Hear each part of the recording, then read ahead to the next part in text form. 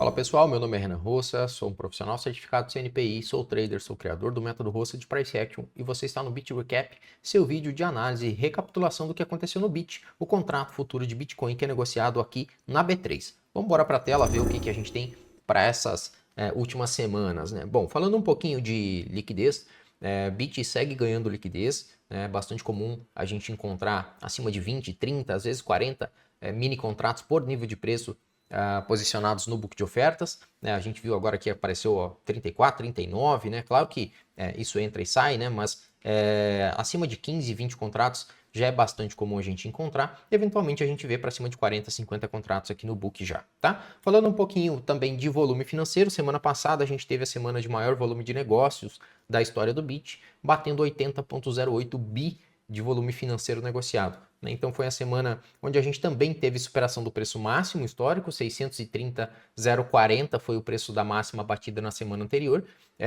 junto com o volume financeiro. Essa semana a gente está num volume financeiro já bem próximo, 77,55 bi. É muito provável que até o final do pregão a gente encoste nesses 80 bi negociados na semana passada, mas essa semana a gente já não tem mais a superação da máxima anterior. Na semana passada a gente teve a máxima marcada aqui, essa semana a gente está com uma máxima, por enquanto, menor do que a máxima anterior. Uma semana que não ganha máxima nem perde mínima da semana anterior, ainda com o corpo comprador, mas não consegue mais vencer a máxima anterior aqui do movimento que começou após o rompimento que a gente teve aqui dessa lateralização do gráfico semanal, que era uma lateralização já bastante extensa, durou vários meses, e a gente havia comentado sobre esse rompimento, esse início de tendência, onde aqui já nessa barra o mercado bateu a projeção da lateralidade, se a gente pegar aqui e projetar o tamanho dessa lateralidade para cima, essa barra aqui já teve o fechamento bem próximo do que era a projeção, já conseguiu atingir, o mercado seguiu ainda no movimento comprador, só que agora a gente vê que é um movimento comprador um pouco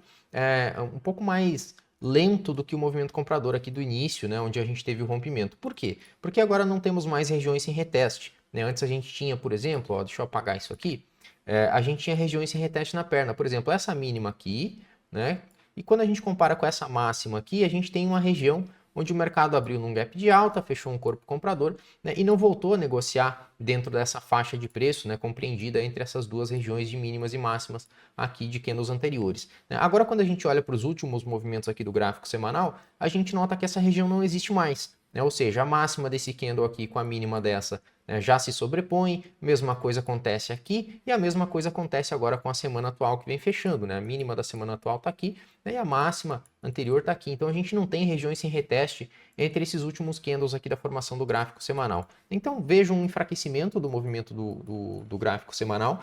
Não é um movimento que remete à reversão, muito pelo contrário, a gente está numa tendência bastante sólida de alta aqui no gráfico semanal. Não vejo por enquanto indícios de que o mercado traga a reversão desse movimento. Talvez a gente tenha correção aqui do gráfico semanal. Quando a gente mede o movimento da perna, a gente tem o último teste abaixo de barras aqui, abaixo desse candle aqui. Então quando a gente mede correção aqui, para mim, a gente tem que medir aqui este movimento inteiro, desde a mínima da perna até a máxima marcada aqui na semana anterior, a gente tem um ponto de correção aqui no 510, 450 pelo gráfico semanal. Tá? Se o mercado perder esse ponto de correção, aí talvez ele busque uma correção um pouco maior, quem sabe do gráfico mensal, onde a gente tem a última mínima marcada aqui no 289, então a gente tem outro ponto de correção aqui no 459, 520, tá? Mas por enquanto, ainda acho cedo para falar de ponto de correção do gráfico mensal. A gente tem a correção aqui do gráfico semanal, dessa pernada que, como eu falei, uma pernada ainda bastante sólida, apesar da desaceleração aqui, vejo tendência de alta no Bit.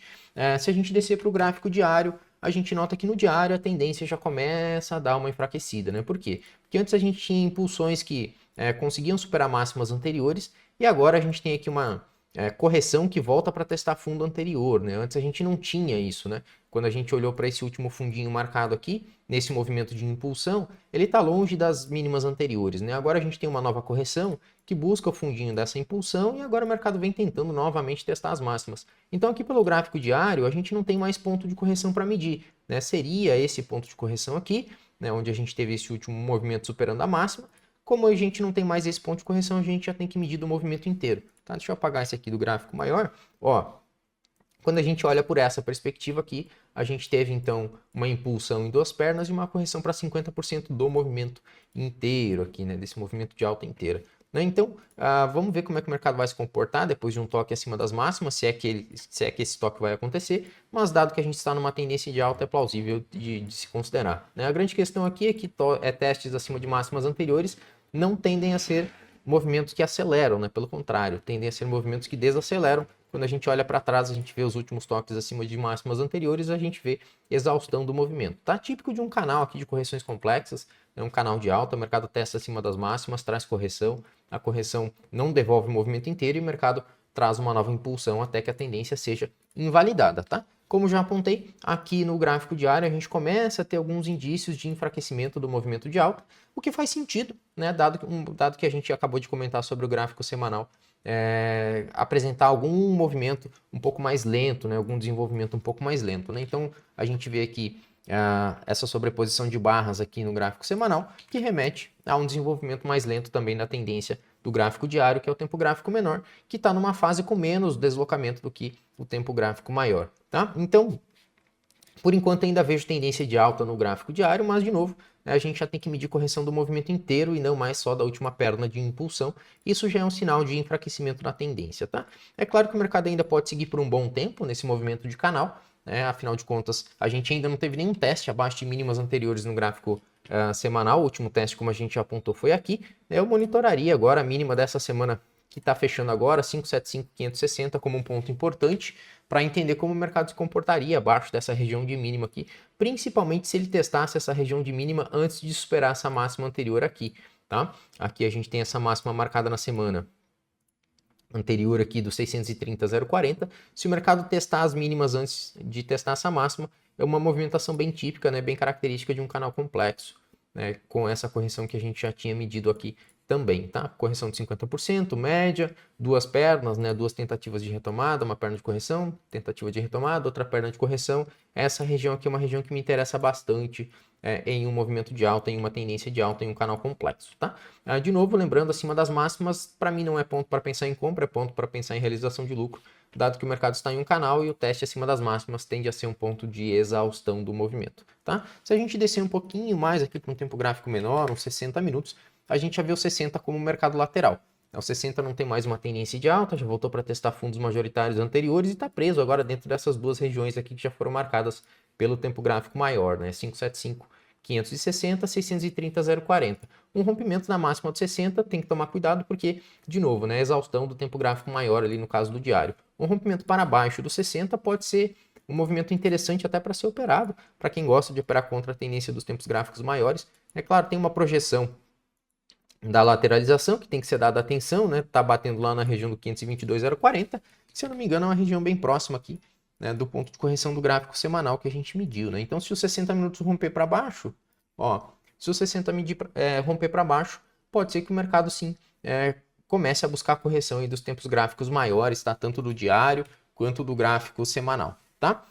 Acho que esse é o principal ponto de atenção. Aqui a gente tem também uma outra região de suporte que pode ser bastante importante. Então a gente tem um casamento aqui, né? Ponto de correção, projeção de 60, suporte anterior do gráfico diário, né? Semanal, diário e 60 minutos, mais ou menos apontando para a mesma região, pode ser um ponto interessante se o mercado começar a fazer uma correção, começar a desenhar um movimento corretivo aqui dessa tendência de alta que se iniciou algumas semanas atrás. Só que, claro, esse cenário aqui só é considerável a partir do momento que o mercado rompe para baixo, isso aqui nos 60 minutos, né? Vamos voltar lá para o 60, o 60 lateral. A gente precisaria aqui ter uma constituição de perna forte, né? Interessante, contundente, para que a gente pudesse entender esse movimento como um movimento de rompimento dos 60 minutos. Vale lembrar também que a continuidade para baixo aqui também é importante após o rompimento, dado que a gente tem aqui embaixo, né, o primeiro teste abaixo de mínimas anteriores do gráfico semanal, né, a região do 575,560, tá?